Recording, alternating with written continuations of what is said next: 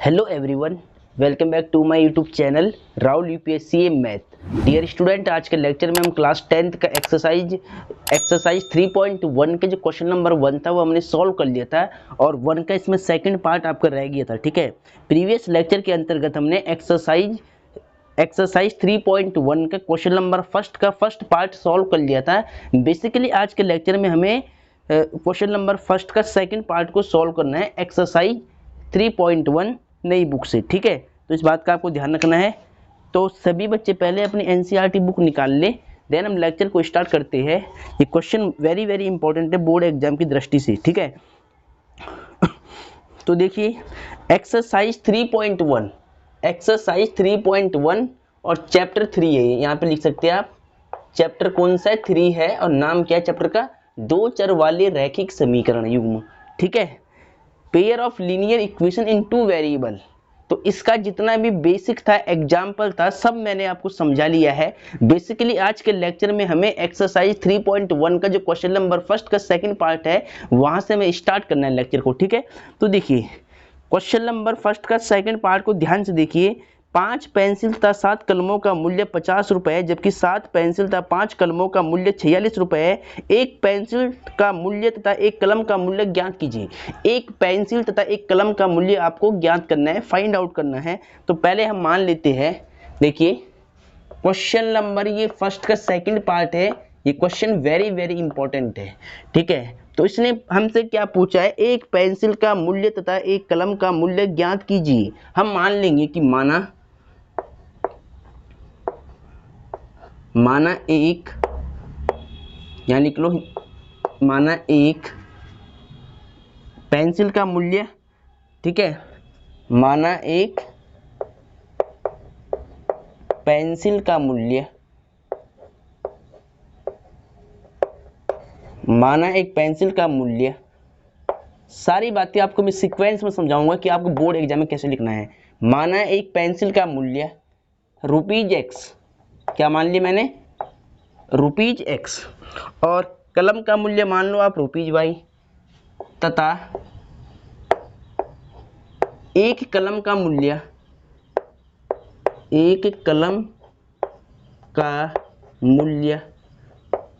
एक कलम का मूल्य हमने मान लिया ₹Y, यानी Y रुपए। ठीक है, एक एक क्वेश्चन में एक एक फॉर्मेट को आपको बिल्कुल सीक्वेंस में लिखवाऊंगा, एक एक स्टेप को आपको बिल्कुल डीपली समझाने की कोशिश करूंगा। लेक्चर लंबा जरूर हो सकता है, लेकिन आपको एक एक बात समझ में आएगी, ये मेरी गारंटी है। ठीक है, हमने क्या मान लिया? एक पेंसिल का मूल्य X मान लिया और एक कलम का मूल्य Y मान लिया। ठीक है, अब देखिए क्वेश्चन में क्या कहता है? प्रथम शर्तानुसार पहली शर्त से क्वेश्चन में क्या कहता है ये आपको पहले ध्यान से समझ लेना है। तो डियर स्टूडेंट देखिए क्या कहता है क्वेश्चन। 5 पेंसिल तथा 7 कलमों का मूल्य 50 रुपए है।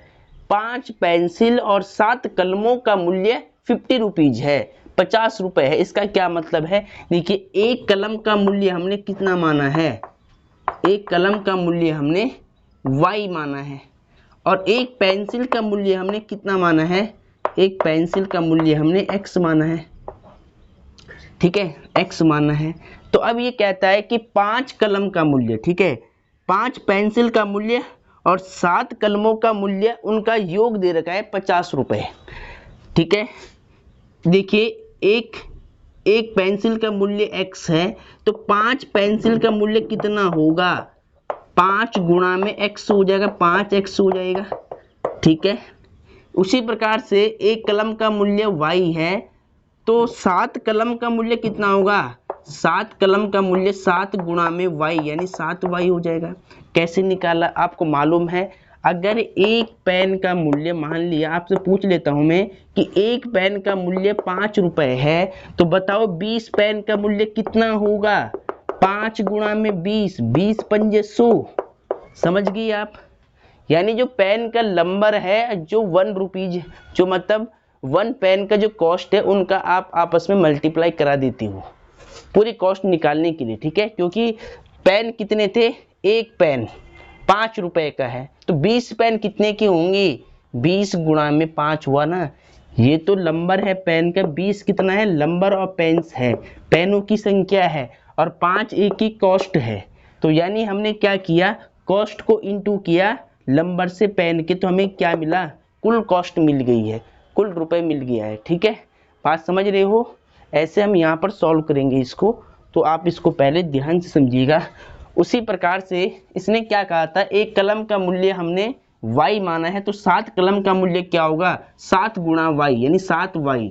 और 5 पेंसिल का मूल्य x माना था, मतलब एक पेंसिल का मूल्य x माना था, तो 5 पेंसिल का मूल्य कितना होगा?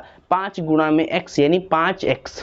ठीक है, और दोनों का योग कितना है? उसने 5 पेंसिल और 7 कलम उसने 50 रुपीज में लिए हैं, 50 रुपए में लिया है। तो हम क्या बोलेंगे, एक कलम का मूल्य x है, तो 5 कलम का मूल्य 5x हो जाएगा, और एक कलम का मूल्य y है, तो 7 कलम का मूल्य 7y हो जाएगा। ठीक है, और कुल उसने कितने रुपए में लिया है? 50 रुपए में लिया है, 50 तो 50 रुपीज में। इसको मान लो इक्वेशन फर्स्ट। आई होप आपको समझ में आ रहा होगा कि समीकरण कैसे बन रही है। ठीक है, चलो अब ये क्वेश्चन वेरी वेरी इंपॉर्टेंट है। अब देखिए, द्वितीय शर्तानुसार according to second condition, according to second condition, द्वितीय शर्तानुसार देखिए दूसरी शर्त से क्या कहता है कि जबकि 7 पेंसिल और 5 कलमों का मूल्य 46 रुपए है। अब 7 पेंसिल कह रहा है, एक पेंसिल का मूल्य x है, तो 7 पेंसिल का क्या होगा? 7x प्लस योग यानी कुल, फिर 5 कलमों का मूल्य 46 रुपए है, यानी 7 पेंसिल और 5 कलमों का मूल्य 46 रुपए है। तो 5 कलम यानी एक कलम का y है, तो 5 कलम का अब 5y हो जाएगा। और कुल कितने रुपए में ली इसने? दोनों चीजें 46 रुपए में ली है, तो कुल का मतलब योग कर दिया दोनों को। ठीक है, 46 रुपीज। इसको मान लो सेकंड इक्वेशन। अब इक्वेशन फर्स्ट और इक्वेशन सेकंड को आपको हल करना है, किसके द्वारा? ग्राफीय विधि से हल करना है। ठीक है, ऊपर लिखा था हेडिंग की निम्न समस्याओं में रैखिक समीकरणों के युग्म बनाइए और उनके ग्राफीय विधि से हल ज्ञात कीजिए। ग्राफ से आपको इनका सोल्यूशन फाइंड आउट करना है। तो कैसे करेंगे देखिए, सबसे पहले हमने 2 समीकरण यहाँ निकाल दी है, अब हमें इसके लिए पॉइंट ढूंढने हैं।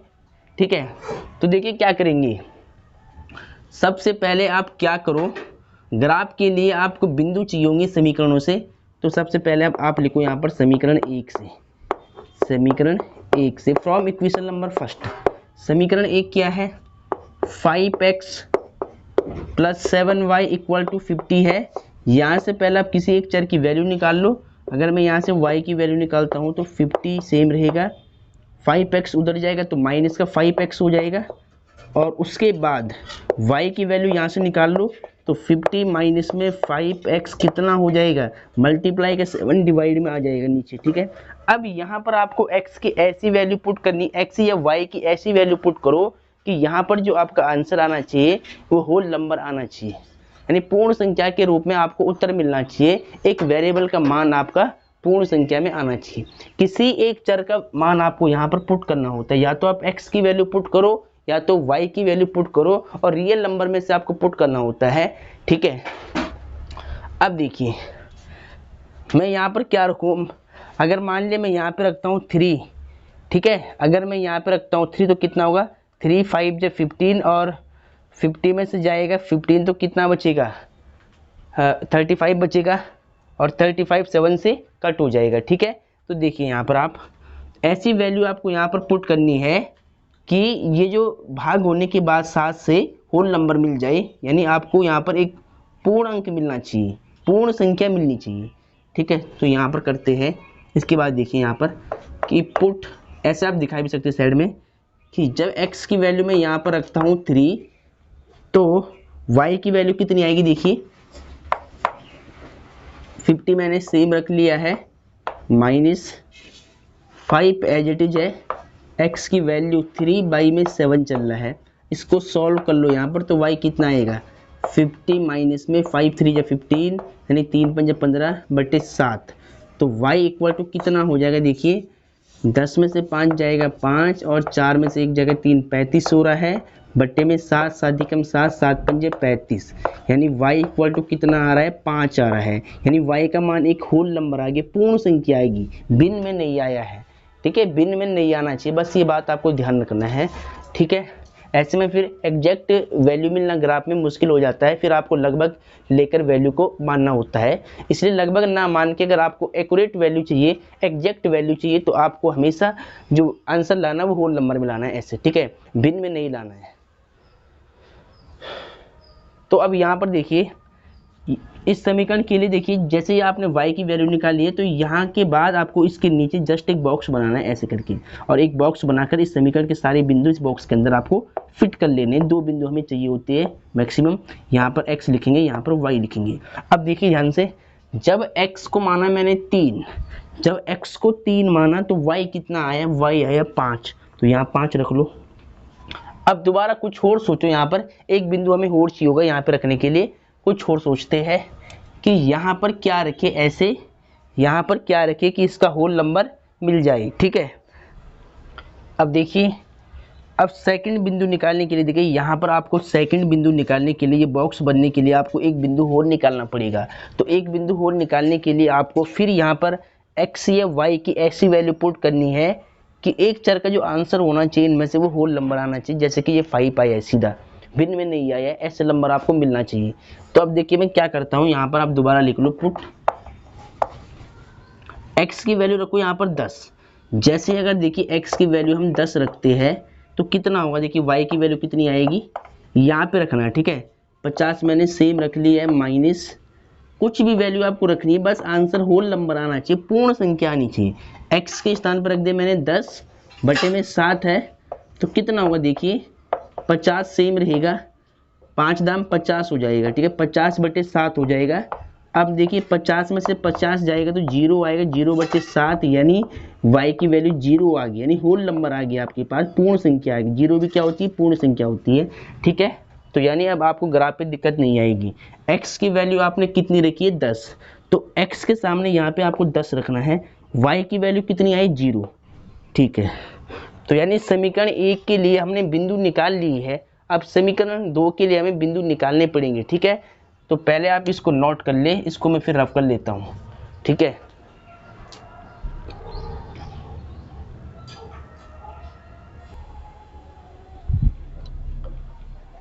तो डियर स्टूडेंट आपने ये नोट कर लिया होगा, मैं इसको रफ करता हूँ। ठीक है, ये बॉक्स मुझे चाहिए समीकरण 1 के बिंदु, ये समीकरण 1 थी, इसके बिंदु तो ये है, ये मुझे चाहिए ग्राफ पे प्लॉट करने के लिए। तो मैं एक काम करता हूँ, इसको रफ कर लेता हूँ दोबारा। ठीक है, इसको रफ करके आपको समीकरण 2 के बिंदु निकाल के दिखाता हूँ यहाँ पर। तो अब एक काम करते हैं, पहले यहाँ पर देखिए, आप समीकरण 2 से लिखना है आपको, इसके बाद समीकरण 2 से देखिए, समीकरण 2 कितनी है, 7x plus 5y equal to 46। ठीक है, इसके बाद यहाँ से आप एक चर की वैल्यू निकाल लो। तो अगर मैं y की वैल्यू निकालना चाहता हूँ तो 5y मैंने सेम रख दिया, 46 सेम रहेगा। 7x को उधर ले जाओ तो माइनस में 7x हो जाएगा, और y की वैल्यू यहाँ से निकाल लो तो 46 माइनस में 7x बट्टे में कितना हो जाएगा, मल्टीप्लाई का 5 डिवाइड में आएगा। ठीक है, तो यहाँ से आप देखिए, यहाँ पर अब आपको ऐसी वैल्यू पुट करनी है, x या y में से एक चर की ऐसी वैल्यू पुट करनी है कि 5 से भाग होकर के ये होल नंबर मिलना चाहिए, पूर्ण संख्या आपके आंसर में आना चाहिए। ठीक है, तो क्या करेंगे देखिए, अगर मैं यहाँ पर रखता हूँ 3, तो x की वैल्यू अगर मैं 3 रखता हूँ तो 7 या 21 होगा, और 46 में से 21 जाएगा तो कितना बचेगा, 6 में से 1 जाएगा 5, और 4 में से 2 जाएगा तो 2, यानी 25 आ रहा है, और 25 5 से भाग हो जाता है, तो मतलब हमें यहाँ पर क्या रखना चाहिए, यहाँ पर 5 रखना चाहिए। ठीक है, यहाँ पर क्या रखना चाहिए 3, अगर मैं 3 रखूँगा ना तो 7 या 21 हो जाएगा, और 46 में से 21 जाएगा तो 25 आएगा।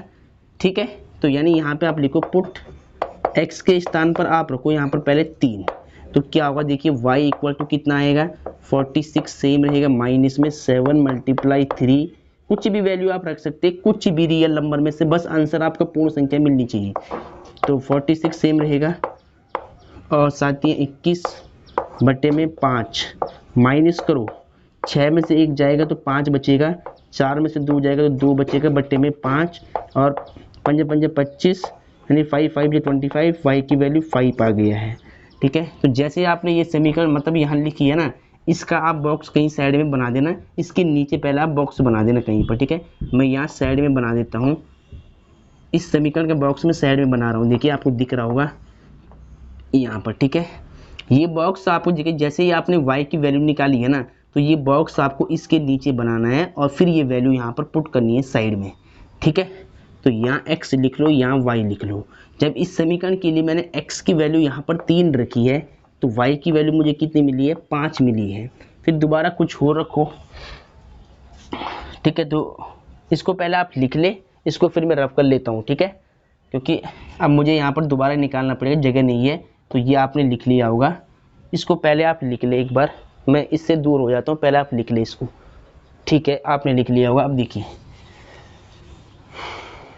अब दूसरी वैल्यू आप डालो यहाँ पर। अगर मैं यहाँ पे 2 डालता हूँ तो कितना होगा, 7 2 जब 14 और 46 में से 14 जाएगा तो कितना आएगा, 6 में से 4 जाएगा तो 2 बचेगा, 4 में से 1 जाएगा तो कितना बचेगा, 3, 5 से नहीं कटेगा, 5 से नहीं कटेगा तो कुछ और डालना पड़ेगा। मतलब अगर मैं 8 गिरता हूँ इसमें 8, तो 8 सत्ते कितना हुआ, 56, 8 सत्ते कितना हुआ 56 और 56 में से जाएगा 46, कितना बचेगा 0, 10 हो जाएगा, 5 से कट जाएगा। ठीक है, तो यानी यहाँ पर 8 गिरने से बात बन जाएगी।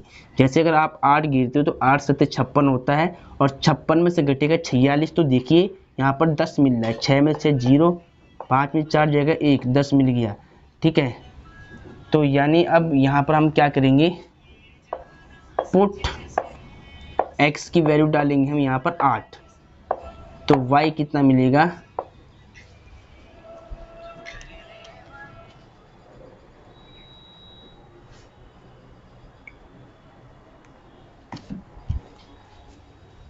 ठीक है।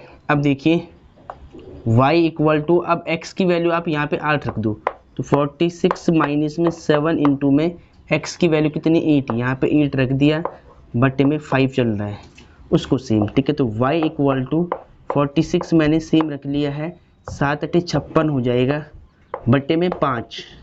अब देखिए 56 में से घटाओ 46 तो कितना आएगा, 6 में से 0 हो जाएगा, 5 में से 4 माइनस का 10 बचेगा, यानी माइनस का 1 यानी माइनस का 10 बटे 5, 5 दूनी कितना हुआ, 5 दूनी 10 हो जाएगा तो माइनस का 2 बच जाएगा, 5 दूनी कितना हुआ 10, तो यानी 2 माइनस का।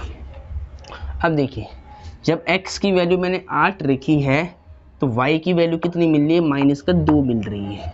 तो यानी बिंदु आपने निकाल ली, दोनों समीकरण की बिंदु आपने निकाल ली है। अब आपको केवल ग्राफ बनाना है। आपके पास अगर ग्राफ कॉपी होगी तो ये सारा काम आपको ग्राफ कॉपी के अंदर करना है, वहाँ पर एग्जैक्ट वैल्यू आपको मिल जाएगी ग्राफ पे। ठीक है, x और y की। मेरे पास ग्राफ नहीं है तो मैं यहाँ पे रफ में आपको समझाऊंगा। ठीक है, प्रॉपर, और यही सेम काम आपको अपनी ग्राफ कॉपी के अंदर करना है। ठीक है, तो डियर स्टूडेंट स्टार्ट करता हूँ मैं ग्राफ बनाना। तो पहले आप इसको नोट कर ले, फिर मैं इसको रफ कर लूँगा। ठीक है, तो पहले आप इसको जल्दी से नोट कर ले। अब डियर स्टूडेंट मैंने सब रफ कर लिया है। ठीक है, समीकरण 1 और इसका जो बिंदु है वो यहाँ लिख दिया है, समीकरण 2 और इसके बिंदु यहाँ बॉक्स में लिख दिए है। अब हमें इसको अपनी ग्राफ कॉपी पे प्लॉट करना है, दर्शाना है। ठीक है, तो देखिए कैसे करेंगे, आपको ऐसे सेम एक फीता लेना है और एक ग्राफ कॉपी लेनी है, यहाँ पर एक लाइन खींचनी है। ठीक है, पहले वाली जो आपको लाइन खींचनी है वो हॉरिजॉन्टल खींचनी है, क्षैतिज रेखा, ऐसे करके एक लाइन आपको यहाँ पर खींच लेनी है। पहले ध्यान से देख ले आप अपनी अपनी ग्राफ कॉपी पर आपको एक ऐसी लाइन खींचना है, ध्यान से आप मुझे देखते जाए। ठीक है, अपनी ग्राफ कॉपी पे आपको एक लाइन ऐसे खींच लेनी, बिल्कुल सीधी, ऐसे करके। ये काम आपको ग्राफ कॉपी पे ही करना है। ग्राफ कॉपी आप ले ले मार्केट से तो आपको बेहतर समझ में आएगा। ग्राफ में एकदम स्पेस एकदम बराबर हो जाता है। ठीक है, ये मान लिया मैंने एक्स अक्ष है और सेम एक आपको वर्टिकली ऐसे लाइन ड्रॉ करनी है, वर्टिकली मतलब ऊर्ध्वाधर रेखा, ऐसे आपने सेंटर में रख करके इसको थोड़ा सा ड्रॉ करा दिया ऐसे करके। ठीक है, ये वाली, तो ये लाइन होगी आपकी, हाँ, वर्टिकली लाइन होगी। ठीक है, ऊर्ध्वाधर रेखा। तो सेम आपको इसी प्रकार से ड्रॉ करना है, तो आप बिल्कुल ध्यान से समझ ले पहले। ठीक है, ग्राफ वाला एक सवाल पेपर में जरूर आता है, इस बात को आपको ध्यान रखना है। 6 नंबर के ग्राफ का हर साल एक सवाल देखने को मिलता है बोर्ड एग्जाम के अंदर, तो इस बात का आपको मूल रूप से ध्यान रखते हुए इसको सॉल्व करना है, ठीक है। और बेहतर ये है कि आप अपनी ग्राफ कॉपी पे इसको सॉल्व करिए ग्राफ पे, क्योंकि एग्जाम में आपको ग्राफ मिलता है तो वहाँ पर आपको ग्राफ पे इसको ड्रॉ करना होता है, ठीक है। तो यहाँ तो मैं आपको रफली समझा रहा हूँ। अगर जिस बच्चे के पास अगर ग्राफ भी नहीं है तो अपनी कॉपी में वो बिल्कुल सीक्वेंस में ऐसे बनाए जैसे मैं समझा रहा हूँ, ठीक है। पर उसको डिस्टेंस इक्वल रखना पड़ेगा बीच का। देखिए इसको पहले यहाँ से थोड़ा सा लंबी कर लेते हैं, ठीक है। चलो अब ऐसे एरो लगा लेना आप, ऐसे करके एकदम प्रॉपर रूप से आपको काम करना है। 6 नंबर का सवाल आएगा ये, ठीक है। अब देखिए बीच में क्या होता है, मूल बिंदु ओरिजिन 0,0। अब यहाँ से देखिए, अब आपको क्या देखना है, x पे हाईएस्ट नंबर कितना है 10 है और y पे कितना है 5 है। तो आप एक काम करो 10 तक लिख लो नंबर। आप इसको थोड़ा और लंबा करना पड़ेगा मुझे, इतना लंबा मुझे करना पड़ेगा क्योंकि मुझे ज़्यादा नंबर इस पर लिखने हैं, ठीक है। 10 तक मुझे लिखना है। आप चाहो तो 8 तक भी लिख सकते हैं, बस जहाँ तक अगर पॉइंट है वहाँ तक आपको जाना ही पड़ेगा, तो इसीलिए थोड़ा सा लंबा रखिए अगर आप अपना। अब देखिए ध्यान से, यहाँ भी लिख लो आप नंबर 1, और इनके बीच का जो गैप है डिस्टेंस है इक्वल होना चाहिए। 1 2 फिर 3 4 5 6 7 8 9 और 10, ठीक है। सेम डिस्टेंस ऊपर होना चाहिए, 1 2 3 4 5 6 7 8 9 10, ठीक है। अब सेम नीचे -1 -2 -3 -4 -5 -6 -7 -8 -9 और -10। 10 की वैल्यू तो माइनस में नहीं है, माइनस में हमारे पास कोई वैल्यू नहीं है, तो आप 8 तक भी लिख सकते हैं, कोई दिक्कत नहीं। इधर फिर -1 -2 -3 -4 -5 -6 -7 -8 और -9 और ये रहा माइनस का 10, ठीक है। अब देखिए बिल्कुल ध्यान से आप कैसे प्लॉट करने हैं बिंदु। सबसे बड़ी समस्या ये होती है बच्चों को। देखिए समीकरण 1 को लो पहले आप, x पे 3 चलना है, y पे 5 चलना है, प्लस में दोनों वैल्यू है। x इधर की साइड प्लस है, y ऊपर की साइड प्लस होता है। x पे 3 यहाँ पर देखिए, x पे 3 ये रहा, इधर लिख लो पहले आप, ये x है, इधर की साइड x डैश, नीचे क्या होता है y डैश, नीचे क्या होता है y डैश, यहाँ पे लिखना नीचे आपको, ऊपर y। अब देखिए ध्यान से, x पे 3 ये रहा, x वाली लाइन ये रही, प्लस वाली है, प्लस में वैल्यू है 3 तो प्लस पे आपको जाना है, ठीक है। x की 3 y की 5, y पे प्लस 5 कहाँ पर, ऊपर देखिए, यहाँ पर 5 है प्लस का, यहाँ पर 3 है प्लस का x पर, ठीक है। तो x के सामने 3 पे जाना है और y के सामने 5 पे जाना है। देखिए x के सामने ऐसे करके आप गए और y के सामने आप गए 5 पे, ठीक है। y के सामने 5 पे और x के सामने 3 पे, यानी पॉइंट पड़ेगा यहाँ सेंटर में कहीं, ठीक है। x पे 3 y पे 5। अब देखिए दूसरा, ये लाइन आपको अभी खींचनी नहीं है, बाद में खींचेंगे इसको, ठीक है। अभी केवल आपको x पे जाना है 3 के सामने, y पे जाना है 5 के सामने, जहाँ पड़ेगा वहाँ पर आपको एक बिंदु बना देना है ऐसे करके। उसके बाद x पे 10 ये रहा प्लस का, y पे 0 यानी यहाँ पर y 0 यानी 0 और 10 पे, यानी इसके सामने 10 के सामने तो यहाँ पे 0 आ रहा है, लाइन के ऊपर ही है, तो यहाँ पर आपको होल्ड कर देना है इसको। x पे था 10, y पे था 0। अब जो बिंदु ये वाला और जो ये वाला बिंदु पड़ा है, इनसे आपको एक लाइन खींचनी है ऐसे करके। तो देखिए स्केल रखो आप ऐसे, ऐसे मैंने इन दोनों बिंदुओं पे स्केल रखा, ठीक है, ऐसे करके, और एक लाइन यहाँ से ड्रॉ कर दी मैंने, बिल्कुल सीधी लाइन आपको खींचनी है। स्केल की हेल्प से आपको एक लाइन खींच लेनी है ऐसे बिल्कुल सीधी, एकदम स्ट्रेट होनी चाहिए ऐसे, ठीक है। चलो यहाँ से आप लाइन को बाहर भी निकाल सकते हैं, कोई दिक्कत नहीं, ऐसे करके थोड़ा सा लंबी कर सकते हैं ऐसे, ठीक है। तो अब आपको ध्यान क्या देना है, ये लाइन हमने इन दोनों बिंदु, एक बिंदु यहाँ पड़ा था, एक यहाँ पड़ा था, इस बिंदु से एक लाइन खींची है, इस लाइन का समीकरण जरूर लिख लेना है, ठीक है। इस लाइन का समीकरण क्या था, 5x प्लस में 7y इक्वल टू 46, इसका समीकरण भी हमने लिख लिया है।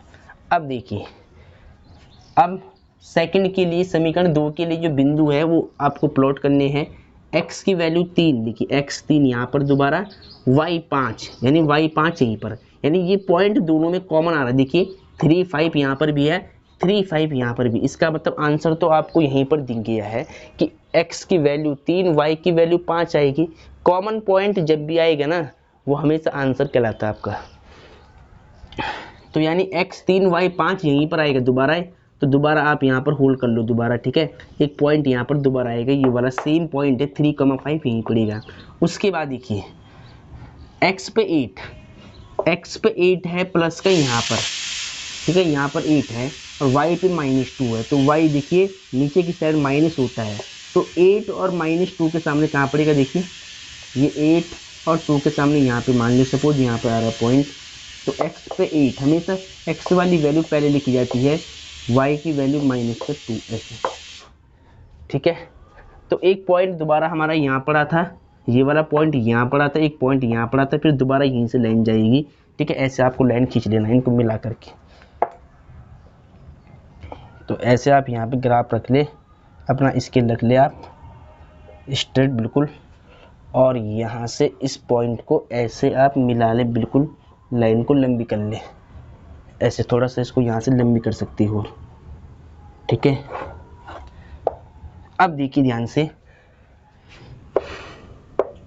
अब ये दोनों रेखाएं, ये रेखा और ये रेखा जहां पर कट हुई है, इस बिंदु पे कट हो रही, देखिए ध्यान से अगर आप देखो 3,5 पे ये रेखाएं आपस में कट हो रही है, तो ये दोनों रेखाएं जिस बिंदु पर प्रतिच्छेद होता है उसको आप कोई नाम मान सकते हैं P। वही जो प्रतिच्छेद बिंदु होता है, इन दोनों समीकरणों का हल होता है, x और y दोनों का हल होता है। जिस बिंदु पर ये दोनों लाइन आपस में प्रतिच्छेद होती है वह बिंदु हल कहलाता है, ठीक है। अब देखिए इस रेखा का समीकरण भी आपको लिख देना है। पहले इसका समीकरण क्या था, इसका समीकरण था 7x प्लस में 5y इक्वल टू 46। अब देखना हमेशा पहली वाली वैल्यू क्या होती है बिंदु की, x की, और दूसरी y की। आप देखो ना, तो ये अगर x पे आप चेक करो तो x पे ये कट रहा है 3 के सामने और y पे कट रहा है 5 के सामने। देखिए इसका मतलब क्या है, x की वैल्यू 3 और y की वैल्यू 5 है। x हमने किसको माना था, पेंसिल को माना था। अब आप लिख सकते हैं, पहले तो आप यहाँ लिख लो ग्राफ द्वारा हल, ग्राफ द्वारा हल क्या होगा। देखिए पहली वाली वैल्यू x बराबर 3 और y बराबर के 5 निकल गया आपका, ठीक है। अब आपको सीक्वेंस में कैसे लिखना आंसर अपना, ठीक है। अब आपको सीक्वेंस में आंसर कैसे लिखना अपना कि अतः एक पेंसिल का मूल्य आपने कितना माना था, एक पेंसिल का मूल्य माना था आपने x, और x की वैल्यू कितना है ₹5, 5 रुपये, यानी पेंसिल का मूल्य कितना है 3 आया है, ठीक है। x हमने पेंसिल को माना था तो पेंसिल का मूल्य 3 रुपये आ गया है, तथा एक कलम का मूल्य यानी पेन, कलम का मूल्य आपने कितना माना है y, और y की वैल्यू कितनी आई है ₹5, ग्राफ से कितना है 5 आया है। तो ये आपका फाइनल आंसर हो गया है। तो डियर स्टूडेंट ऐसे आपको इसको सॉल्व करना है, प्रॉपर समझाने की कोशिश की है मैंने, ठीक है। पॉइंट निकालने से लेकर एक एक बात सीक्वेंस में लिखी है, ऐसे आपको बोर्ड एग्जाम में सॉल्व करने ग्राफ वाले क्वेश्चन, ठीक है। तो पहले आप इसको बिल्कुल सही से नोट कर ले, अपनी फेयर कॉपी में जरूर लिख ले इसको। अब डियर स्टूडेंट क्वेश्चन नंबर 1 आपका सॉल्व हो गया है 3.1 का, ठीक है। 1 में इसके फर्स्ट और सेकंड पार्ट थे, दोनों हमने सॉल्व कर लिए ग्राफ से। अब क्वेश्चन नंबर 2 को आप ध्यान से देखिए।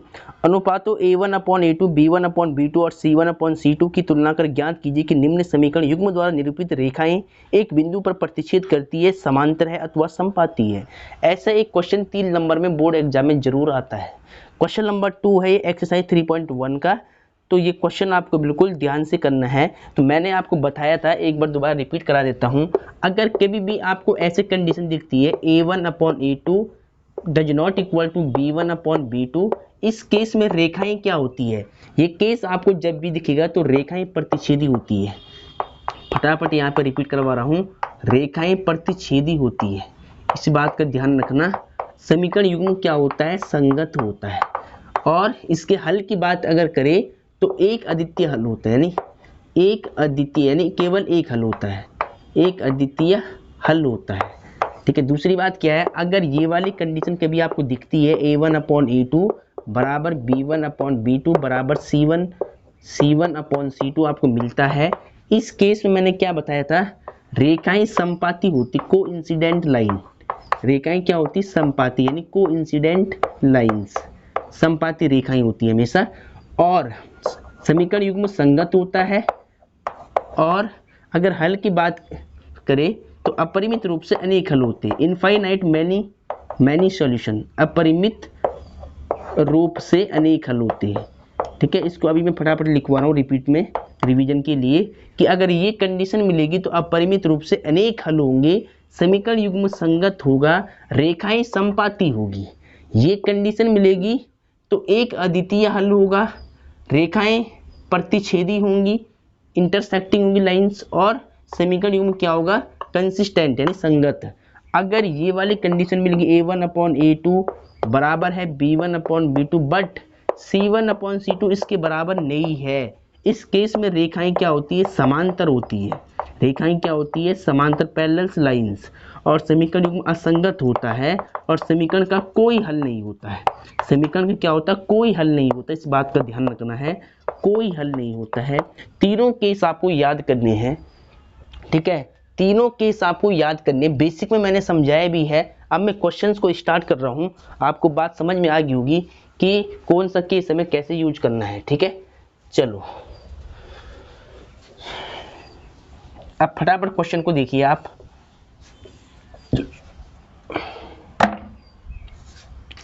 क्वेश्चन नंबर 2 देखिए आप पहले। इंपॉर्टेंट क्वेश्चन है, मोस्ट इंपॉर्टेंट क्वेश्चन है, बोर्ड एग्जाम में जरूर आता है। देखिए, अनुपातों A1/A2, B1/B2 और C1/C2 की तुलना कर ज्ञात कीजिए कि निम्न समीकरण युग्म द्वारा निरूपित रेखाएं एक बिंदु पर प्रतिच्छेद करती है, समांतर है अथवा समपाती है। ठीक है। तो दो लाइंस आपको दी गई है, यानी दो समीकरण दिया है। सबसे फर्स्ट आपको दिया है 5x माइनस 4y प्लस में 8 इक्वल टू 0, इसको मान लेना आपको समीकरण 1। और फिर 7x प्लस 6y माइनस में 9, इसको मान लेना है समीकरण आपको 2। ठीक है। अब मैंने क्या कहा था कि दो चर वाले रैखिक समीकरण का मानक रूप क्या होता है? Standard form of pair of linear equation in 2 variables, यानी दो चर वाले रैखिक समीकरण का मानक रूप क्या था? पहली वाली समीकरण का A1x B1y C1 0 और A2x B2y C2 0। ठीक है। तो ये मानक रूप होते थे। तो सबसे पहले आपको क्या करना है?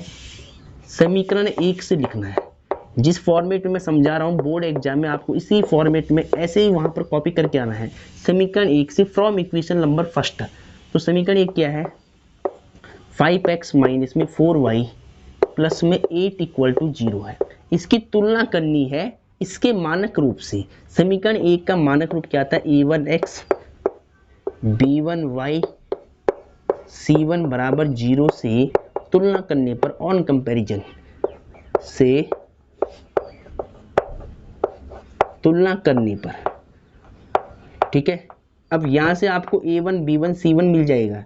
ठीक है। अब देखिए, x का गुणांक A1 या x का गुणांक 5 है, इसका मतलब A1 की वैल्यू 5 है। ऐसे आप मान सकते हैं कि x से x कट हो गया, या A1 बचेगा, यहाँ पर 5 बचेगा। सेम यहाँ पर देखिए, y का गुणांक B1 है, या y का गुणांक -4 है। ऐसे मान लो कि y से y कट, यहाँ क्या बचेगा? B1 equal to -4। Similarly C1 क्या होता है, अचर पद होता है जो लास्ट में लिखा जाता है। यहाँ पर लास्ट में जो भी नंबर लिखा होगा ना वो हमेशा C1 की वैल्यू होगी। C1 हो गया 8। अब समीकरण 2 से फ्रॉम इक्वेशन नंबर सेकंड, समीकरण 2 से, समीकरण 2 देखिए कितनी है, 7x प्लस में 6y माइनस 9 इक्वल टू 0।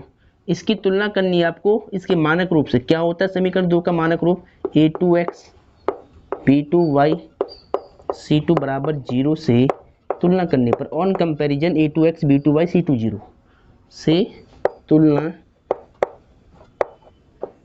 करने पर, ठीक है। अब देखिए ध्यान से, यहाँ से a2 की वैल्यू 7 आएगी कंपैरिजन से, तुलना करने पर ऐसे मान सकते हैं आप कि x से x कट हो जाएगा, a2 बराबर 7 बच जाएगा, y से y यहाँ पर कट हो गया तो b2 कितना हो गया 6, ठीक है। केवल मान लिया हमने कि y से y यहाँ पर कट हो जाएगा, सेम सेम है तो यहाँ b2 बचेगा, यहाँ पर 6 बचेगा प्लस का, और सेम c2 कितना हो जाएगा, C2 यहाँ पे 9 है, माइनस का जो भी लिखा होगा माइनस की चिन्ह के साथ जरूर लिखना आपको उसको, माइनस का 9।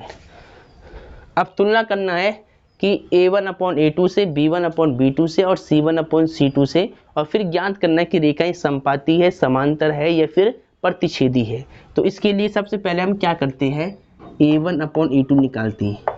इसका ध्यान रखना, A1 कितना है देखिए, A1 5 और A2 7, 5/7। उसके बाद आप B1 अपॉन B2 निकालते हो तो B1 कितना है, माइनस का 4, और B2 कितना है 6। अब डियर स्टूडेंट यहाँ पर देखिए, इसको अगर आप कट कर लो तो कितना मिलेगा, 2 दूनी 4, 2 3 6, यानी ये आएगा आपके पास -2/3 आएगा B1 अपॉन B2 की वैल्यू। अब आप यहाँ पर क्या देख रहे हैं, दोनों रेशियो इक्वल नहीं आ रहे हैं। A1 अपॉन A2 आ रहा 5/7, B1 अपॉन B2 आ रहा -2/3। अगर दोनों रेशियो ही इक्वल नहीं आ रहे हैं तो जो C1 अपॉन C2 है उसको निकालने की ज़रूरत नहीं है, बिल्कुल भी, आप ध्यान रखो इस बात को। तो हम क्या करेंगे, सीधा हम यहाँ लिखेंगे कि चूंकि A1 अपॉन A2 का मान बराबर नहीं है, डज नॉट इक्वल टू किसके, B1 अपॉन B2, ठीक है। आप देख रहे हो इसका मान कुछ हो रहा है, इसका मान कुछ हो रहा है, इसका मतलब ये दोनों वैल्यू आपस में इक्वल नहीं है। अगर इक्वल नहीं है तो इसीलिए हम क्या बोलेंगे, देयरफॉर, हाँ, समीकरण युग्म द्वारा, यहाँ पे आप लिख सकते हैं कि इसको पहले सही से लिखते हैं, समीकरण, इसीलिए समीकरण युग्म द्वारा निरूपित रेखाएं, निरूपित रेखाएं क्या होगी, रेखाएं जो होंगी वो प्रतिच्छेदी होंगी। यहाँ लिख लो आप, प्रतिच्छेदी, ठीक है। क्या लिखा मैंने, समीकरण युग्म द्वारा निरूपित रेखाएं प्रतिच्छेदी है, यानी रेखाएं क्या होंगी, प्रतिच्छेदी होंगी। हमसे इसने यही पूछा है, देखिए लास्ट में, कि समीकरण युग्म द्वारा निरूपित रेखाएं एक बिंदु पर प्रतिच्छेद करती है, समांतर है अथवा समपाती है। तो रेखाएं क्या करती है, प्रतिच्छेद करती है। अगर ये केस आपको जब भी दिखता है पीछे, तो इस केस में हम क्या बोलते हैं कि रेखाएं प्रतिच्छेदी करती है, इंटरसेक्टिंग लाइंस है, ठीक है।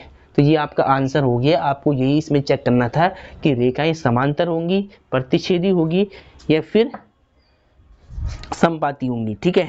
अब इसका सेकंड पार्ट देखिए आप, ये आपने नोट कर लिया होगा, इसको पहले आप जल्दी से नोट कर ले। चलो अब मैं इसी के सेकंड पार्ट पे चलते हैं।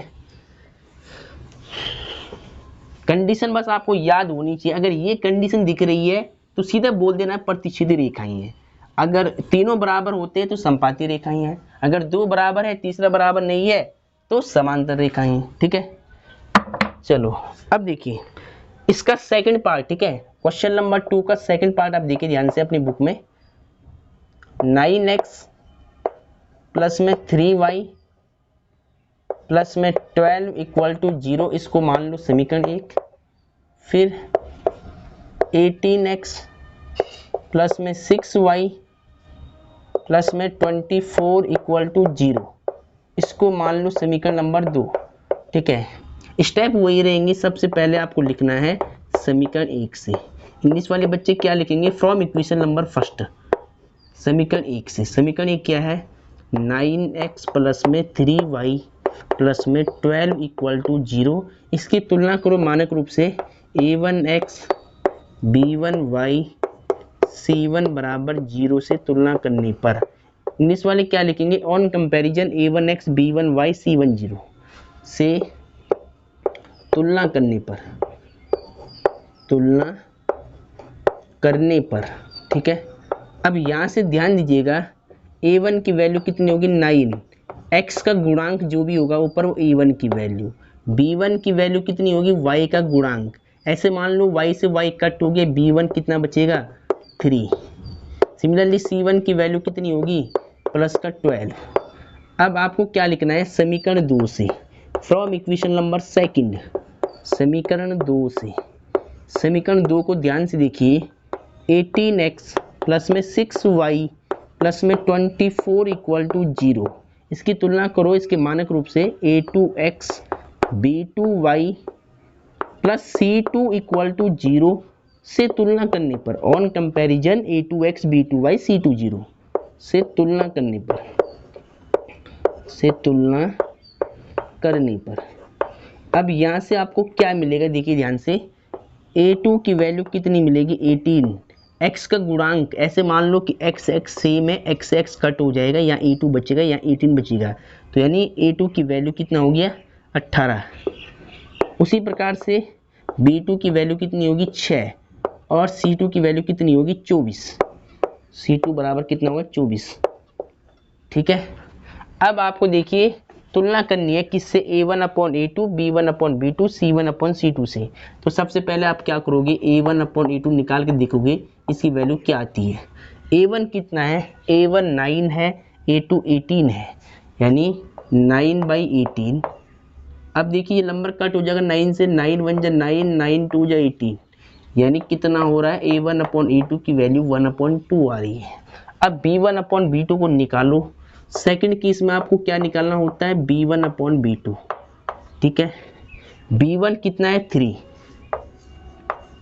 b2 कितना है 6, कट कर लो, 3 1 जा 3, 3 2 जा 6, 1/2। इसका भी सेम आ रहा है, देखिए दोनों का सेम आ रहा है, तो आपको मतलब दूसरा वाला भी निकालना पड़ेगा, तीसरा वाला भी आपको निकालना पड़ेगा, ठीक है। अगर दोनों रेशियो सेम आ रहे हैं, इसका मतलब आपको एक रेशियो और निकाल के चेक करना पड़ेगा। यानी अब हम c1 अपॉन c2 निकाल के देखेंगे। c1 कितना है 12 और c2 कितना है 24, कट करो 12 से, 12 एकम 12 और 12 दूनी 24, 1/2 हो गया। अब देखिए dear student, a1 upon a2 भी 1/2 है, b1 अपॉन b2 भी 1/2 है, और c1 अपॉन c2 की वैल्यू भी 1/2 आ रही है।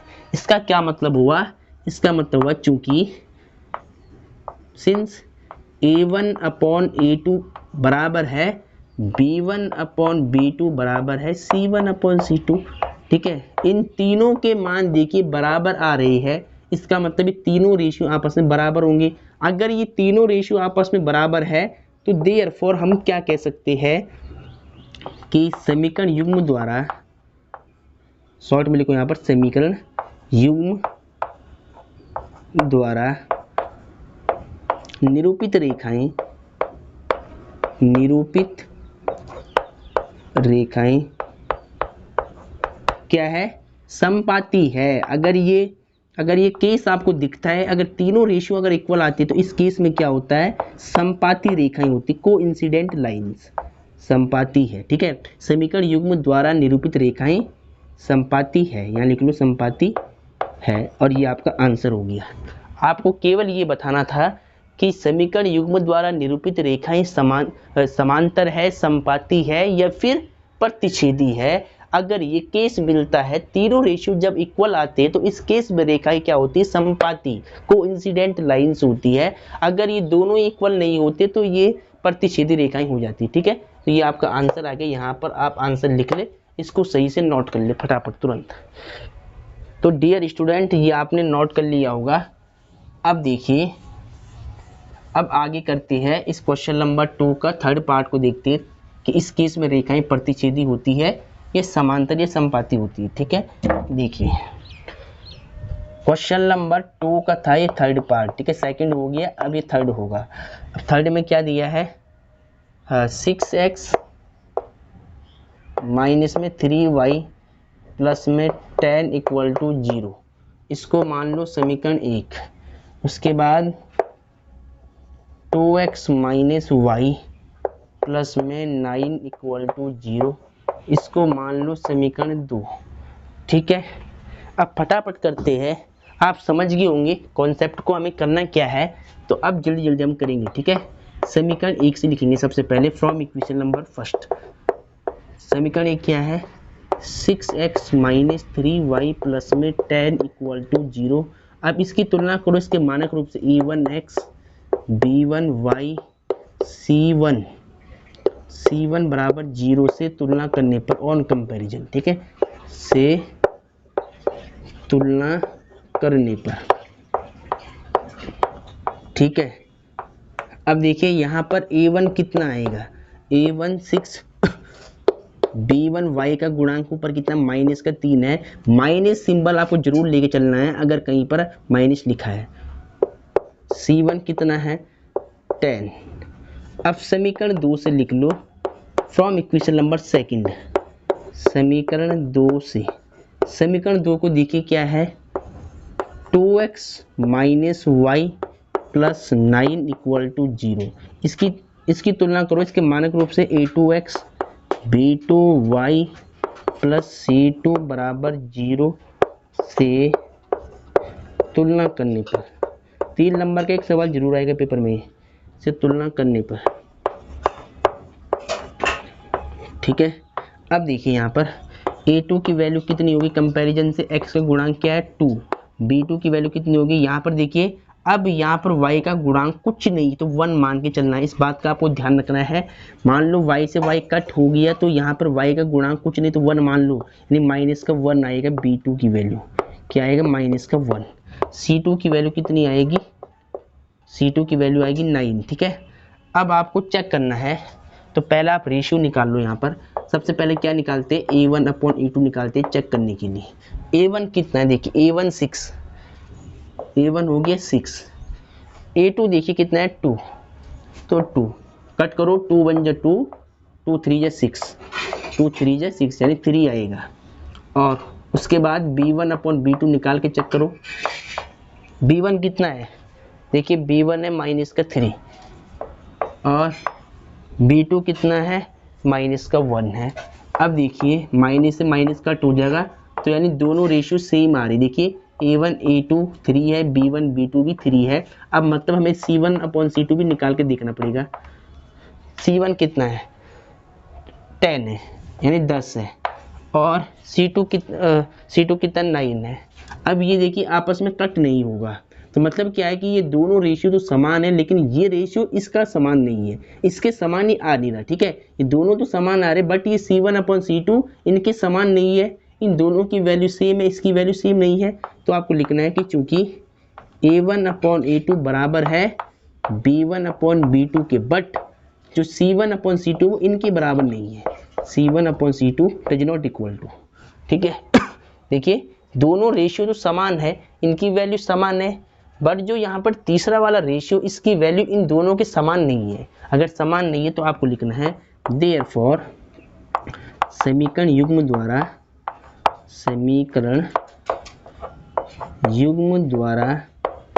निरूपित रेखाएं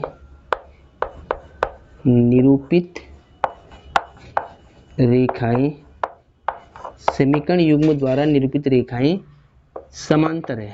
क्या है समांतर, इस केस में क्या होती है रेखाएं समांतर होती है, समांतर है। तो ये आपका आंसर आ गया है, ठीक है।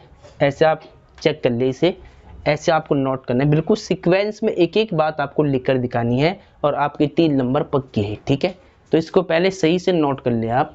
क्वेश्चन नंबर 2 भी ये संपूर्ण रूप से समाप्त हो चुका है, तो इसको पहले सही से नोट करें।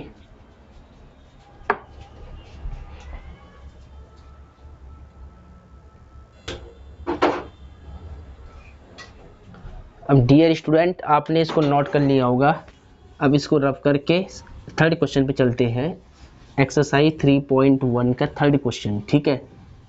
चलो थर्ड क्वेश्चन में देखते हैं कि क्वेश्चन क्या कहता है। ठीक है,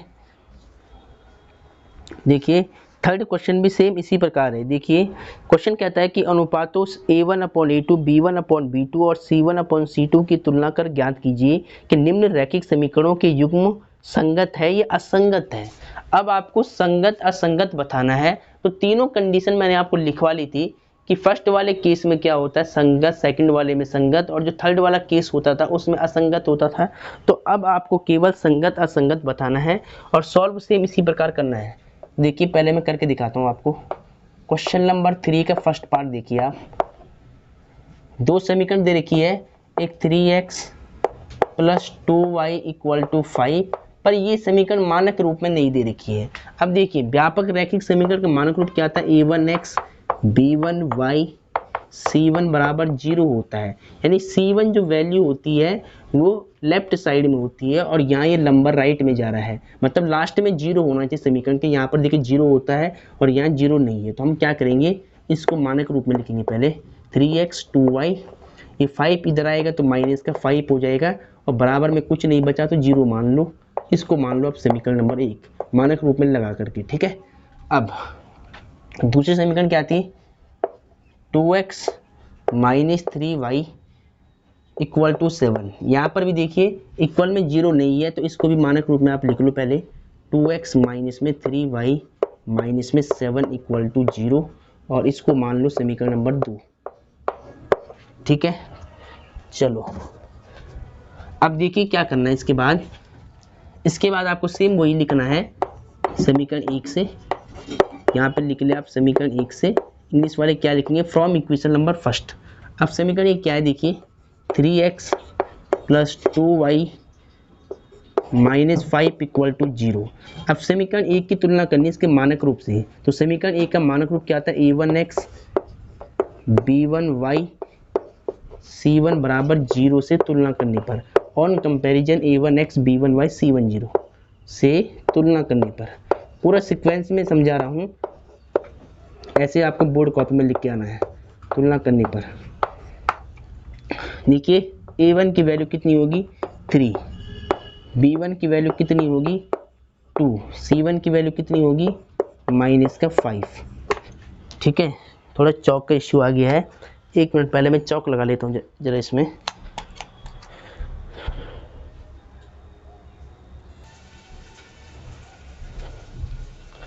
ठीक है, अब देखिए आगे a1 b1 c1 आपने निकाल दिया समीकरण 1 से। अब लिखो आप समीकरण 2 से, फ्रॉम इक्वेशन नंबर सेकंड, समीकरण 2 से इंग्लिश में क्या लिखते हैं, फ्रॉम इक्वेशन नंबर सेकंड। समीकरण 2 क्या है, देखिए ये वाली समीकरण है 2x - 3y - 7 = 0। इसकी तुलना करो आप a2x b2y + c2 = 0 से तुलना करने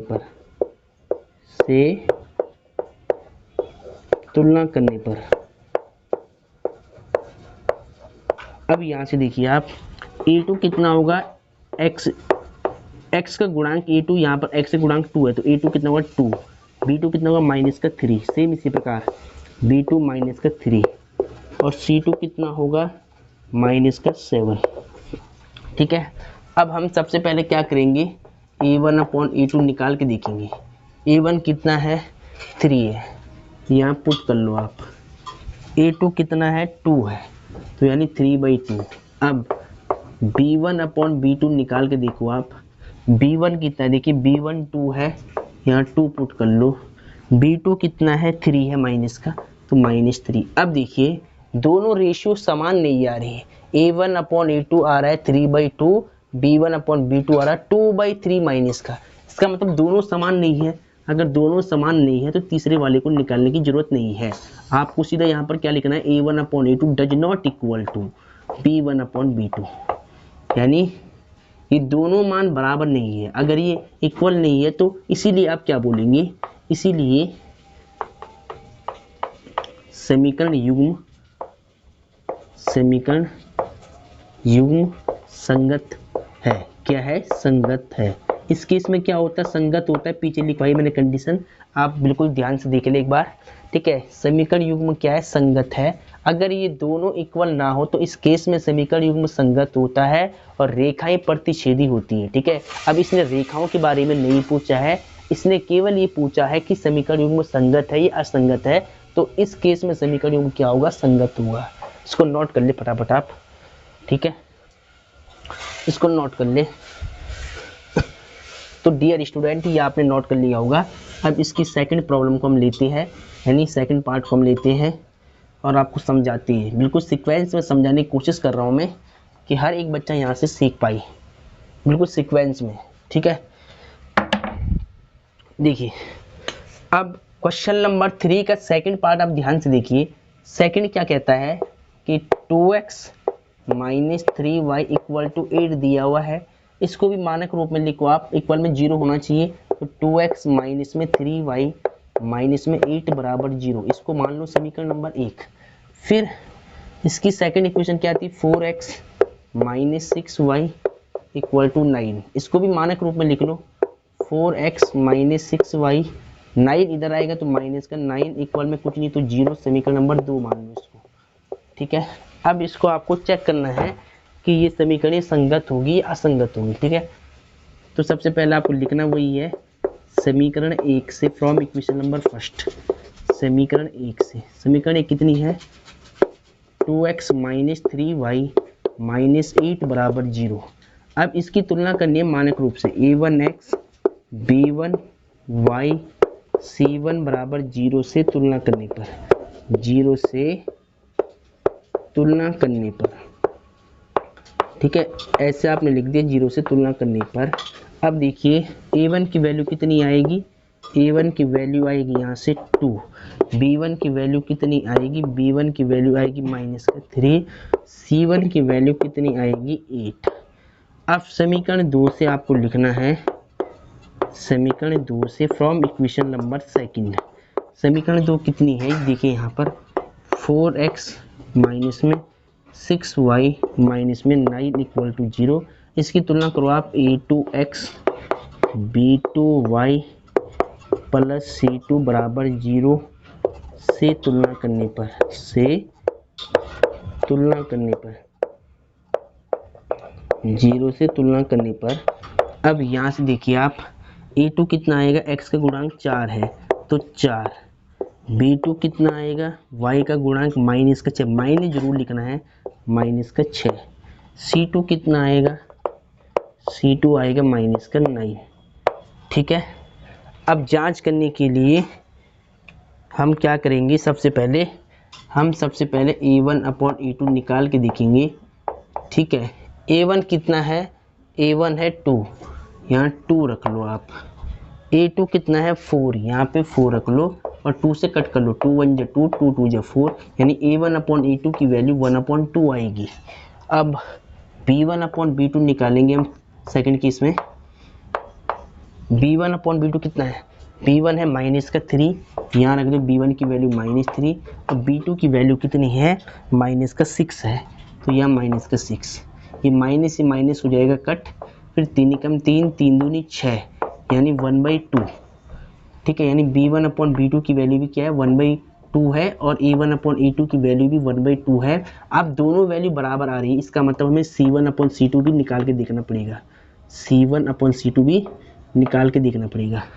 c1 कितना है? 8 और c2 कितना है? 9 है, माइनस का 9 है। अब देखिए ध्यान से, ये दोनों रेशियो तो बराबर है बट ये c1 अपॉन c2 इन दो के इक्वल नहीं आ रहा है, तो आपको लिखना है कि चूंकि a1 अपॉन a2 बराबर है b1 अपॉन b2 के, लेकिन जो c1 अपॉन c2 की वैल्यू है वो इन दोनों के बराबर नहीं है, does not equal to c1 upon c2। अगर ऐसा केस आपको दिख रहा है तो इसीलिए आप बोल सकते, इस केस में क्या होता है? समीकरण युग्म क्या होगा? असंगत होता है। ये एक ही केस है जिसमें कि समीकरण युग्म असंगत होता है, असंगत है। और इस केस में क्या होगा? समीकरण का कोई हल नहीं होता है। ठीक है, इस केस में समीकरण का कोई हल नहीं होता है और समीकरण युग्म असंगत होता है और रेखाएं समांतर होती है। अगर रेखाएं पूछता तो रेखाएं समांतर होती। ठीक है, तो इसको नोट कर लो, पहले इसको तुरंत आप नोट कर ले। चलो ये आपने लिख लिया होगा, एक बार आप इसको देख ले। चलो अब आगे चलते हैं। क्वेश्चन नंबर 3 का सेकंड पार्ट हो गया, अब थर्ड को देखिए आप। तो डियर स्टूडेंट, आपको समझ में आ रहा होगा कि संगत असंगत क्या चीज़ है, बेसिकली ग्राफ द्वारा आप कैसे निकालते थे, ठीक है, तुलना करके। तो वो सब मैंने आपको बता दिया है। अब देखिए आगे क्वेश्चन नंबर 3 का थर्ड पार्ट आप देखिए, सेकंड हो गया है, थर्ड को देखिए आप। इसमें देखिए 3/2 भिन्न में दी गई है समीकरण, 3/2x plus 5/3y equal to 7। इसको भी मानक रूप में रख लो आप, इक्वल में 0 होना चाहिए। तो हम क्या करेंगे, मानक रूप में लाने के लिए 5/3y सेम रख लिया है। इस नंबर को लाएंगे इधर तो माइनस का 7 हो जाएगा, इक्वल में कुछ नहीं तो 0। इसको मानेंगे समीकरण नंबर 1। अब सेम देखिए दूसरी समीकरण क्या है, 9x माइनस में 10y इक्वल टू में 14 है। तो इसको भी मानक रूप में लिख लो पहले, 9x माइनस में 10y, 14 लेफ्ट में आएगा तो माइनस का 14 इक्वल में कुछ नहीं तो 0। इसको मान लो समीकरण नंबर 2, ठीक है।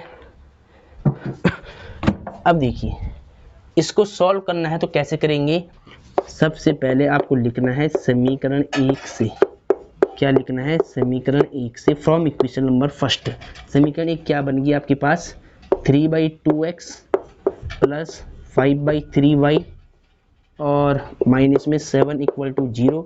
इसकी तुलना करो मानक रूप से, a1x b1y प्लस c1 बराबर 0 से तुलना करने पर, 0 से तुलना करने पर। अब देखिए a1 की वैल्यू कितनी है, 3/2, b1 की वैल्यू कितनी होगी, 5/3। मान लो कि y से y कट, यहाँ b1 बचेगा, यहाँ 5/3 बचेगा। तो b1 के ऊपर जो लिखा है वो b1 की वैल्यू होती है 5/3 और c1 की वैल्यू कितनी है, माइनस का 7 है, ठीक है। अब समीकरण 2 से लिख लो पहले आप, समीकरण 2 से। समीकरण 2 क्या है देखिए, समीकरण 2 है ये वाली, 9x माइनस में 10y माइनस में 14 इक्वल टू 0। इसकी तुलना करो आप, a2x b2y प्लस c2 बराबर 0 से तुलना करने पर, 0 से तुलना करने पर, ठीक है। अब देखिए बिल्कुल ध्यान से आप, a2 कितना होगा, x का गुणांक कितना 9, a2 की वैल्यू 9, b2 कितना होगा, b2 बराबर, b2 यहाँ पर क्या होगा, y का गुणांक यानी माइनस का 10, और c2 कितना होगा, c2 होगा आपके पास माइनस का 14। इसको लिख लो, ठीक है। चलो अब क्या करते हैं, सबसे पहले a1/a2 निकाल के देखते हैं। तो a1 देखिए 3/2 है, भिन्न में दी गई वैल्यू 3/2 है बट्टे में, और a2 कितना है, 9 है।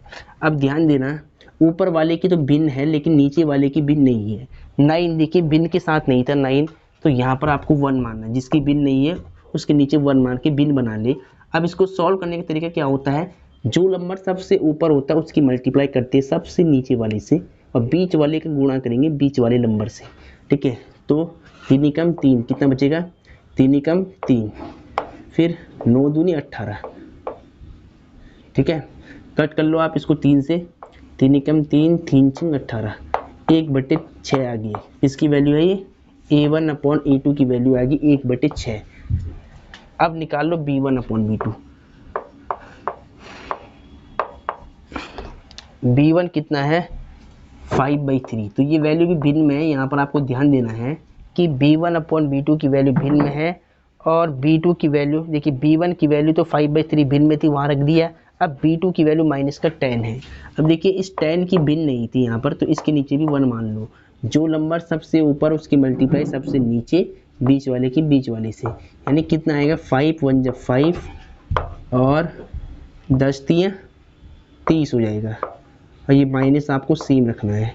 तो 5 एकम 5, 5 6 30, कितना आएगा, -1/6। माइनस हमेशा ऊपर लगाते हैं, ठीक है। अब देखिए दोनों वैल्यू इक्वल नहीं आ रही है। देखिए ऊपर की अगर आप वैल्यू चेक करो, ऊपर वाली जो समीकरण है इसकी वैल्यू अगर आप ध्यान से देखते हो, इस वाली समीकरण की वैल्यू प्लस में आ रही है, ठीक है। यानी आप कुल मिला के ये कह सकते हैं कि a1/a2 की वैल्यू देखिए प्लस में है 1/6 और b1/b2 की वैल्यू है माइनस में। तो सेम नहीं हुआ। अगर यहाँ पर ये माइनस नहीं होता तो ये सेम हो जाती। अगर सेम नहीं है तो आपको तीसरे वाले को निकालने की जरूरत नहीं है।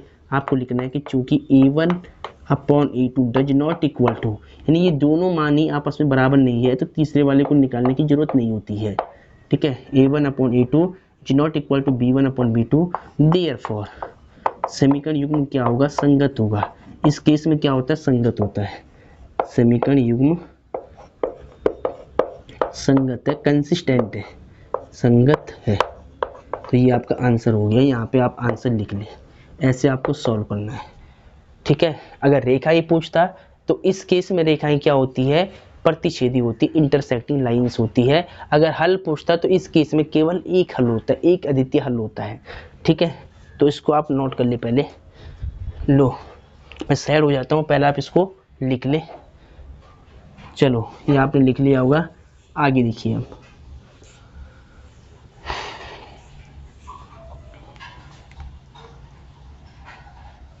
क्वेश्चन नंबर 3 का 4 पार्ट आप देखिए ध्यान से, ठीक है। क्वेश्चन नंबर 3 का 4 पार्ट आप देखिए। क्वेश्चन 3 का पार्ट 4 है, इसको देखिए ध्यान से। इसमें देखिए क्या लिखा है, 5x माइनस में 3y इक्वल टू 11 है। इसको मानक रूप में लिख लो पहले आप। 5x माइनस में 3y माइनस का 11 इक्वल टू 0, इसको समीकरण 1 मान लो। फिर दिया है माइनस में 10x प्लस में 6y इक्वल टू माइनस का 22 है। इसको भी मानक रूप में लिख लो, माइनस का 10x प्लस का 6y, ये नंबर इधर आएगा तो प्लस का 22 इक्वल में कुछ नहीं तो 0, इसको मान लो समीकरण नंबर 2। अब आपको लिखना क्या है, समीकरण 1 से सेम वही काम करना है सभी समीकरण के साथ। समीकरण 1 से यानी फ्रॉम इक्वेशन नंबर फर्स्ट। समीकरण 1 क्या है, 5x माइनस में 3y माइनस 11 इक्वल टू 0। इसकी तुलना मानक रूप से करो, a1x b1y c1 बराबर 0 से तुलना करने पर, 0 से तुलना करने पर on comparison a1x b1y c1 0। अब देखिए a1 की वैल्यू कितनी आएगी 5, b1 की वैल्यू कितनी आएगी माइनस का 3, c1 की वैल्यू कितनी आएगी माइनस का 11। अब समीकरण 2 से लिखो आप, समीकरण 2 से फ्रॉम इक्वेशन नंबर 2। समीकरण 2 कितनी देखिए, माइनस में 10x प्लस में 6y प्लस में 22 इक्वल टू 0। इसकी तुलना करो a2x b2y c2 equal to 0 से तुलना करने पर on comparison a2x b2y c2 0 से तुलना करने पर, ठीक है। अब देखिए a2 कितना होगा माइनस का 10, x का गुणांक क्या है माइनस का 10 है, और b2 कितना होगा 6 और c2 कितना होगा 22, ठीक है। अब सबसे पहले क्या निकालना पड़ेगा, a1/a2। देखिए a1 कितना है 5, यहाँ रख लो आप 5, a2 कितना है माइनस का 10, ठीक है। a2 की वैल्यू आप ध्यान से देख लो, माइनस का 10 है, 5 से काट लो, 5 कम 5, 5 दूनी 10, कितना आएगा -1/2। माइनस को हमेशा ऊपर लिखा जाता है। इसके बाद b1/b2, b1 कितना है माइनस का 3 और b2 कितना है 6, कट कर लो, 3 1 जा 3 और 3 2 जा 6, -1/2। दोनों वैल्यू सेम आ रही, देखिए -1/2 -1/2। इसका मतलब हमें c1/c2 भी निकालना पड़ेगा। देखिए c1 कितना है माइनस का 11 और c2 कितना है 22 है प्लस का, 11 से काट दो, 11 एकम 11 और 11 दूनी 22 यानी -1/2। अब देखिए तीनों वैल्यू बिल्कुल इक्वल आ रही है, आप लिख सकते हैं चूंकि A1/A2 बराबर है B1/B2 और बराबर है C1/C2। तीनों मान बिल्कुल इक्वल आ रहे तीनों के, इसीलिए आप लिख सकते हैं देयरफॉर समीकरण युग्म संगत होता है। हमें संगत असंगत पूछा था, तो इस केस में क्या होता है, संगत होता है। यहाँ लिखो सही से, समीकरण युग्म संगत है। अगर रेखा ही पूछता तो रेखा संपाती होती, समीकरण युग्म संगत है। अगर हल पूछता तो इस केस में अपरिमित रूप से अनेक हल होते हैं, ठीक है, ये आपको ध्यान रखना था। पर हमसे केवल संगत और असंगत पूछा गया था, तो हमने क्या लिखा, समीकरण युग्म संगत है, ठीक है। ये आपका उत्तर आ गया, आंसर आ गया, ठीक है। इसको सही से नोट कर ले, पहले इसको सही से लिख ले, ठीक है। इसको पहले आप बिल्कुल सही से लिख ले। अब देखिए, ये आपने नोट कर लिया होगा, इसको रफ कर लेते हैं। अब क्वेश्चन नंबर 3 का लास्ट पार्ट आपको समझाता हूँ, फिर क्वेश्चन नंबर 4 पे चलेंगे।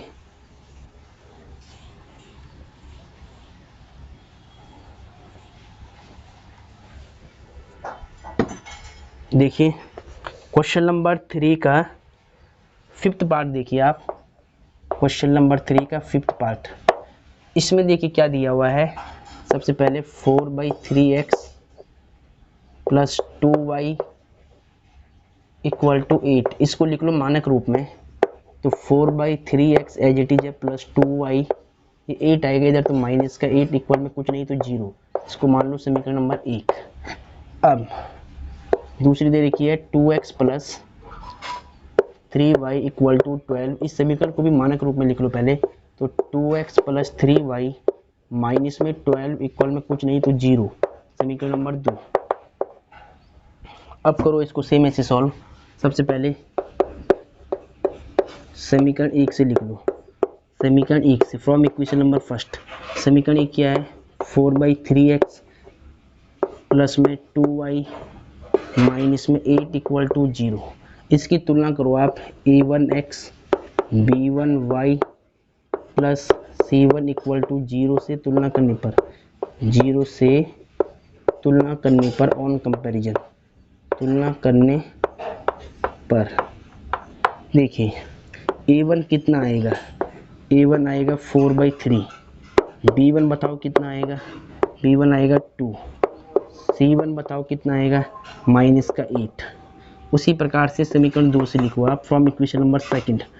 समीकरण 2 से, समीकरण 2 क्या है देखिए, ये वाली 2x प्लस 3y माइनस का 12 इक्वल टू 0। इसकी तुलना करो मानक रूप से, a2x b2y c2 बराबर 0 से तुलना करने पर, 0 से तुलना करने पर, ठीक है। अब यहाँ से देखिए ध्यान से, a2 की वैल्यू कितनी आएगी, 2, x का गुणांक, a2 की वैल्यू 2, b2 की वैल्यू कितनी आएगी 3, b2 की वैल्यू 3, c2 की वैल्यू कितनी आएगी, माइनस का 12, ठीक है। अब क्या करेंगे, सबसे पहले आप निकालोगे a1/a2। a1 कितना है, a1 है आपके पास 4/3, तो यहाँ रख दो आप 4/3। और a2 कितना है, a2 है 2, तो यहाँ पर 2 रख दो। अब देखिए ऊपर वाले की भिन्न है, फ्रैक्शन है, लेकिन नीचे वाले की भिन्न नहीं थी, फ्रैक्शन नहीं था, तो यहाँ पे 1 मान लो। अब जो नंबर सबसे ऊपर होता है उसकी मल्टीप्लाई करते हैं सबसे नीचे वाले से, और बीच वाले की मल्टीप्लाई हमेशा बीच वाले से करेंगे, ठीक है। तो यहाँ पर 4 एकम 4, 4 का होगा 1 से गुणा, तो 4 एकम 4, 3 दूनी 6, 2 से कट करो, 2 दूनी 4, 2 3 6, कितना आएगा a1/a2, 2/3, ठीक है। अब b1/b2 निकाल लो, तो देखिए b1 कितना है 2, यहाँ पे 2 रख दो, और b2 कितना है 3, तो 3 रख दो। तो यानी इसकी वैल्यू भी देखिए a1/a2 भी 2/3 है, b1/b2 भी 2/3 है, यानी अब आपको c1/c2 भी निकालना पड़ेगा, ठीक है। c1 देखिए 8, माइनस का 8 है, माइनस का 8, c2 कितना है, माइनस का 12 है, यानी माइनस का 12, माइनस से माइनस कट हो गया, 4 से काटो आप, 4 दूनी 8 और 4 3 12, इसकी वैल्यू भी 2/3 आएगी। देखिए तीनों की वैल्यू बिल्कुल सेम आ रही है, तो आप लिख सकते हैं चूँकि A1/A2 बराबर है B1/B2 बराबर है C1/C2 के। अगर ये मान आपस में इक्वल है तीनों, इसीलिए आप क्या बोल सकते हैं, देयरफॉर समीकरण युग्म क्या होता है, संगत। इस केस में क्या होता है, समीकरण युग्म संगत है। समीकरण युग्म क्या है, संगत है। अगर हल पूछता है इस समीकरण के तो अपरिमित रूप से अनेक हल होते हैं, ठीक है। समीकरण युग्म संगत होता है। रेखाएं पूछता है तो इस केस में रेखाएं संपाती होती है, ठीक है। तो इसको आप नोट कर ले। ये क्वेश्चन 3 भी आपका संपूर्ण रूप से समाप्त हो गया है, तो पहले आप इसको बिल्कुल सही से। अब डियर स्टूडेंट आपने नोट कर लिया होगा, इसको रब कर लेते हैं, ठीक है। इसके बाद क्वेश्चन नंबर 4 को देखेंगे हम। इसके बाद क्वेश्चन नंबर 4 को करते हैं, ठीक है। क्वेश्चन नंबर 4 को आपको बिल्कुल ध्यान से करना है। तो देखिए क्वेश्चन नंबर 4 को आप पहले ध्यान से देखिए। क्वेश्चन 4 क्या कहता है, निम्न रैखिक समीकरणों के युग्मों में से कौन से युग्म संगत है, असंगत है। यदि संगत है तो ग्राह्य विधि से हल कीजिए। अब देखिए हमें क्या करना है, दो समीकरण दे रखी है, इनको बताना है कि संगत है या असंगत है। यदि अगर वो दोनों समीकरण युग्म संगत निकल जाती है तो उनका हमें हल भी ज्ञात करना है ग्राफ द्वारा, ठीक है। तो क्वेश्चन नंबर 4 का फर्स्ट पार्ट आप ध्यान से देखिए, x + y = 5 है, ठीक है। और दूसरी क्या दे रखी है, x - y = 8 है। तो पहले इसको मानक रूप में लिख लो आप, संगत असंगत चेक करने के लिए। तो x + y = ये आएगा 5, इधर माइनस का 5 हो जाएगा, इक्वल 0 हो जाएगा। इसको मान लो समीकरण नंबर 1। अब दूसरी वाली क्या है, x - y = 8, इसको भी सही से लिख लो आप, x - y और 8 इधर आएगा तो माइनस का 8 हो जाएगा, इक्वल टू 0। अब चेक करेंगे कि ये दोनों समीकरण में संगत है या नहीं है। अगर संगत होगी तो हमें इनके हल भी ज्ञात करने पड़ेंगे, यानी x और y की वैल्यू भी निकालनी पड़ेगी। तो सबसे पहले आप देखिए, संगत असंगत चेक करना मैंने आपको सिखा लिया है, वही काम सेम यहाँ पर भी करना है समीकरण 1 से। समीकरण 1 क्या है, x + y - 5 = 0, ठीक है। इसकी तुलना करो आप मानक रूप से, a1x b1y c1 बराबर 0 से तुलना करने पर, 0 से तुलना करने पर, ठीक है। तुलना करने के बाद यहाँ पर आपको a1 b1 c1 मिल जाएगा। a1 की वैल्यू क्या होगा, देखिए x का गुणांक कुछ नहीं तो 1 मान लो, a1 की वैल्यू कितनी होगी 1। b1 कितना होगा, यहाँ पर भी कुछ नहीं तो 1 मानना पड़ेगा, b1 1 और c1 कितना होगा माइनस का 5। उसके बाद समीकरण 2 से इसी प्रकार आपको तुलना करनी है। समीकरण 2 से फ्रॉम इक्वेशन नंबर 2, समीकरण 2 देखिए आप क्या है, समीकरण 2 है आपके पास x - y - 8 = 0। इसकी भी तुलना करो, a2x b2y c2 बराबर 0 से तुलना करने पर, on comparison a2x b2y c2 0, तुलना करने पर, ठीक है। अब देखिए यहाँ से a2 की वैल्यू कितनी होगी, x का गुणांक यहाँ कुछ नहीं 1 मान लो, a2 की वैल्यू 1। b2 की वैल्यू कितनी होगी, y का गुणांक यहाँ पर कुछ नहीं तो 1 मान लो, यानी माइनस का 1। c2 की वैल्यू कितनी होगी, माइनस का 8, ठीक है, माइनस का 8। अब क्या करेंगे, संगत चेक करने के लिए सबसे पहले आपको a1/a2 निकालना पड़ता है। देखिए a1 कितना आया है, a1 है 1, a2 देखिए 2, a2 भी कितना आ रहा है, a2 भी 1 ही आ रहा है, तो यहाँ पर 1 आप लिख लो, यानी 1/1 कितना होता है, 1 होता है।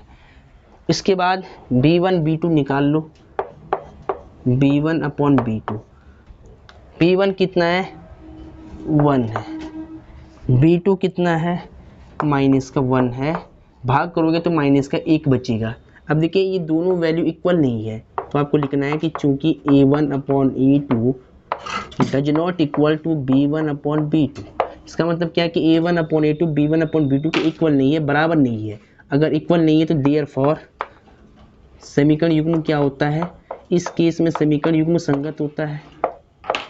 समीकरण युग्म संगत है। अगर संगत है तो इसके हल भी हमें ज्ञात करने पड़ेंगे ग्राफ द्वारा। इसने क्या कहा था कि निम्न रैखिक समीकरणों की जांच करो, अगर यदि वो संगत है तो उनके हल ज्ञात करो ग्राफीय विधि से। ठीक है, तो